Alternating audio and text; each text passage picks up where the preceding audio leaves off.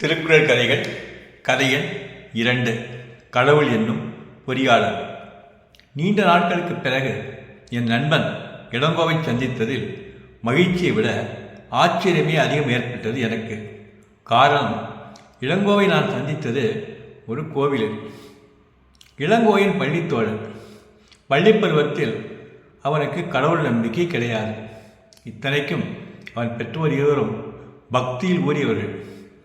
அவர்களது அதீத பக்தியே இளங்கோவிடம் எதிர்மறை விளைவுகளை ஏற்படுத்தி விட்டதோ என்னவோ.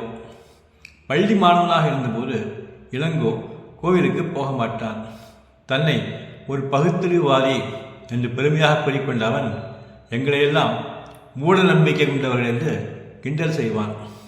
பள்ளிப்படிப்பு முடிந்ததும் இளங்கோ பொறியியல் படிப்பில் சேர்ந்து விட்டான். நான் பிகாம் படித்து பிறகு சிஏ படித்து சார்ட்டர்ட் அக்கவுண்டண்டாக தொழில் செய்து வந்தேன். பல ஆண்டுகளுக்கு பிறகு தற்செயலாக இளங்கோவை கோயிலில் சந்தித்ததும் ஆச்சரியப்படாமல் எப்படி இருக்க முடியும்?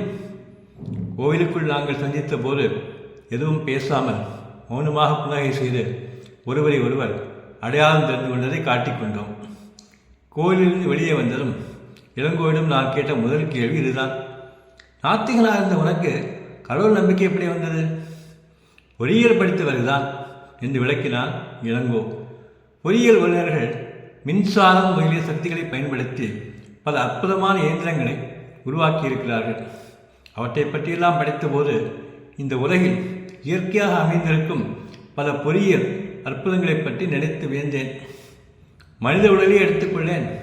எந்த ஒரு விசையும் உதவியுமின்றி நம் இதயத்தில் தொடர்ந்து இயங்கிக் கொண்டிருக்கும் உடலில் பல நுண்ணிய உறுப்புகளை இணைக்கும் இரத்த குழாய்கள், நாளங்கள், கோடிக்கணக்கான நரம்புகளால் உருவாக்கப்பட்டுள்ள பிரமிக்க வைக்கும் தகவல் தொடர்பு அமைப்பு, மூளை என்னும் அற்புத ரோபோட் என்று சொல்லிக்கொண்டே போகலாம்.